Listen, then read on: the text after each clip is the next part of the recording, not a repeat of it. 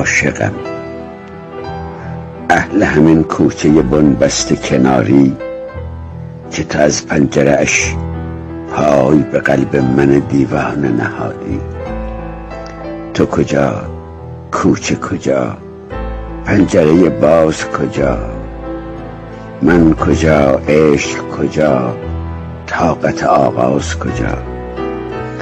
تو به لبخند نگاهی، من دل داده به آهی، بنشستیم تو در قلب و من خسته به چاهی. گنه از کیست؟ از آن پنجره باز، از آن لحظه آغاز، از آن چشم گنهکار، از آن لحظه دیدار. کاش میشد گناه پنجره و لحظه و چشمت همه بر دوش بگیرم. جای آن یک شب مهتاب ترا یک نظر از کوچه عشاق ببینم. به کسی کینه نگیرید، دل بی کینه قشنگ است. به همه مهر بورزید، به خدا مهر قشنگ است.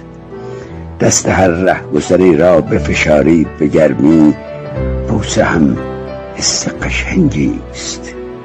بوسه بر دست پدر، بوسه بر گونه مادر، لحظه حادثه بوسه قشنگ است. بفشارید به آغوش عزیزان، پدر و مادر و فرزند. به خدا گرمی آغوش قشنگ است. نزنید سنگ به گنجشک، پر گنجشک قشنگ است. پر پروانه ببوسید، پر پروانه قشنگ است.